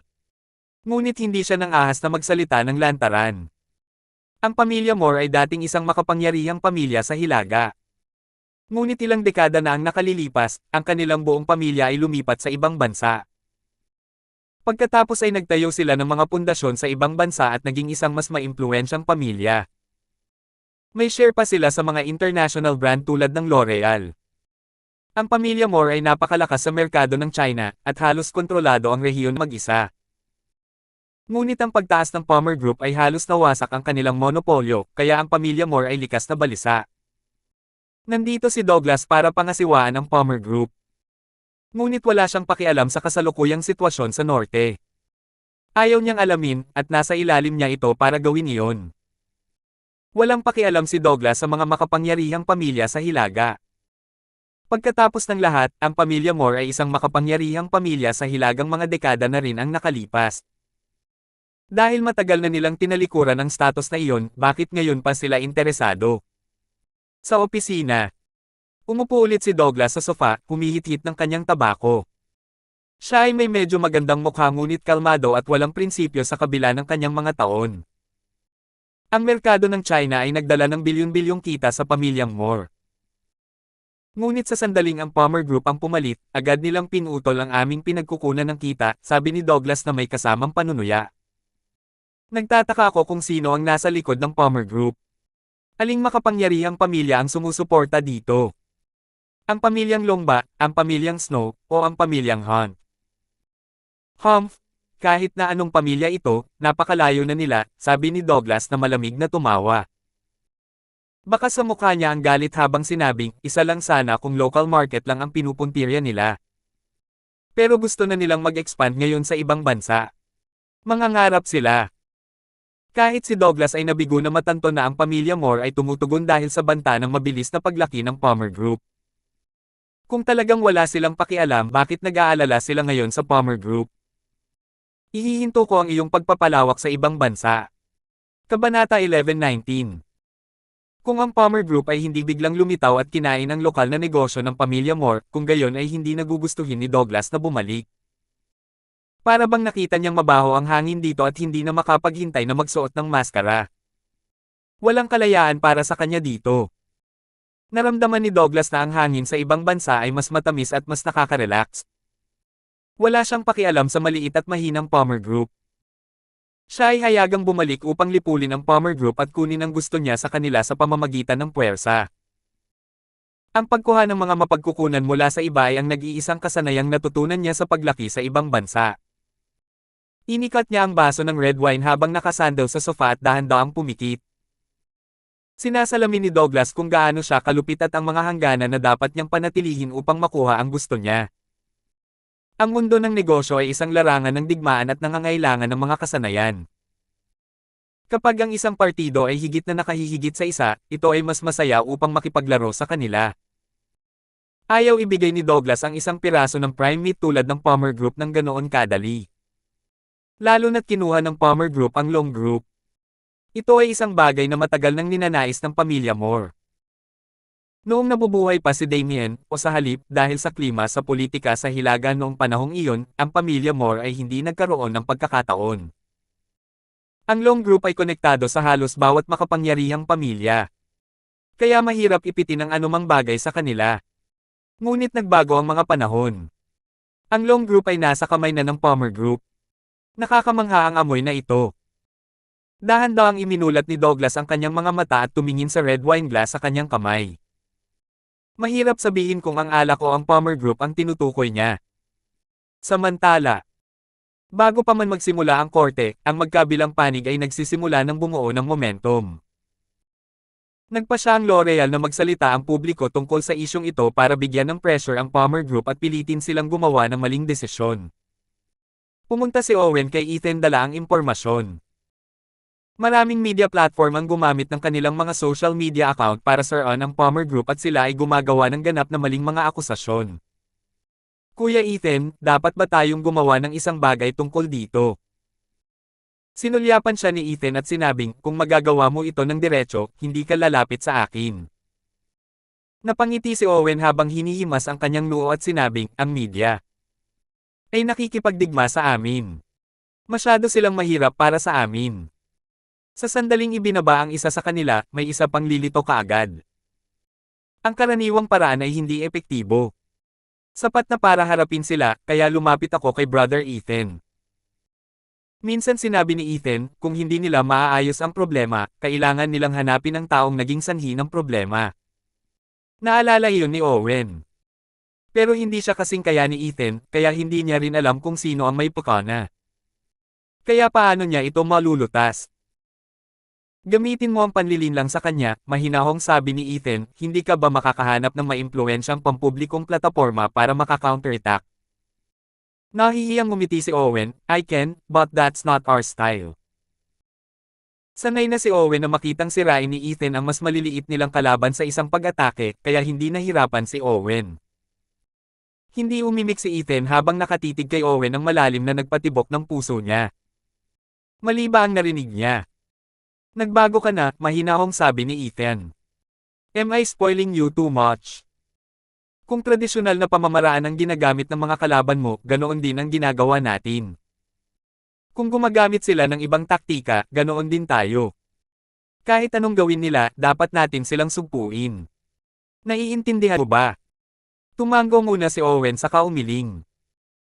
Iniunat ni Ethan ang kanyang kamay at hinaila ang leeg ni Owen at same time na sinabi, sino ang naghagis ng bomba noong nagsimula silang maglaro ng baraha? Naningkit ang mga mata ni Owen. Naintindihan naman niya agad at mabilis siyang tumango. Marami talaga siyang natutunan kay Kuya Ethan. Oo, Kuya Ethan. Naiintindihan ko. Ako na ang mag-aayos. Kabanata 11:20. Tama si Ethan. Hindi na niya kailangan tumulong sa maliliit na bagay tulad nito. Kung ang kanilang mga kalaban ay gumamit ng mga tradisyonal na pamamaraan, gagawin nila ang parehong, ngunit mas mahirap na bumaba kaysa sa kanila. Siya ay natural na hindi maaaring magpatuloy sa pagpunta sa Ethan upang maging kanilang trump card at pumunta sa para sa pagpatay sa bawat oras. Napalingon si Ethan kay Diane habang nagmamadaling tumakbo si Owen. Sa tingin ko malayo ka pa sa pagre-retiro. Tumawa ng malakas si Diane. Hindi niya napigil ang tumawa. Ikaw ang spoiled sa kanila, mahinang sabi ni Diane, the employees of the Palmer Group are actually all very capable and they all strive to do their best. As it is, they're already the best people. Masyadong malakas si Ethan, kaya halos hindi nakatagpo ng anumang problema ang Palmer Group na hindi nito kayang hawakan. Kaya mas maliit ang pagkakataon para sa kanilang mga empleyado na ma-corner ang kanilang sarili at palakasin ang kanilang sarili. Tumingin siya kay Ethan, pero nagkibit-balikat siya, kasalanan ko ba? Siya talaga ang dapat sisihin sa sobrang kakayahan. Kaya si Owen at ang iba ay halos hindi naglagay ng kanilang puso dito. Siyempre, binigyan din sila ni Ethan ng pambihirang kumpiyansa. Kahit anong gawin nila, alam nilang malakas ang suporta nila, kaya mas energetic sila. Ikaw ang tore ng lakas ng Palmer Group, mataimtim na sabi ni Diane. Hindi talaga gusto ni Ethan ang titulong ito. Sino ang gustong maging isang tore? Kuya Ethan. Kuya Ethan. Nang malapit na niyang i-lecture si Diane at hilingin sa kanya na maghanap ng mas magandang titulo para sa kanya, tumakbo si Owen. Narito ang mga taga-L'Oreal. Bakit sila nandito? Tanong ni Diane na nakakunot ang noo, di ba dapat sa court tayo magkita? Naglaban sila sa isa't isa tulad ng apoy at tubig, at higit pa rito, kumuha pa ang L'Oreal ng maraming tao para magsulat ng mga artikulo para sa ng Palmer Group. Kaya ano ang ginagawa nila kapag tinawag nila ang Palmer Group ngayon? May pag-uusapan daw sila sa iyo. Nagkatinginan sina Ethan at Diane at tumango. Papasukin mo siya. Tumanggaw si Owen at lumabas. Hindi nagtagal, nagdala siya ng isang medyo may edad na lalaki na may pambihirang aura. Malinaw na siya ay may mataas na katayuan sa L'Oreal sa rehiyon ng Chino. Hi both, my name is Lester Combs. I am the Principal Secretary of L'Oreal for China. I'm glad na nagkita tayo.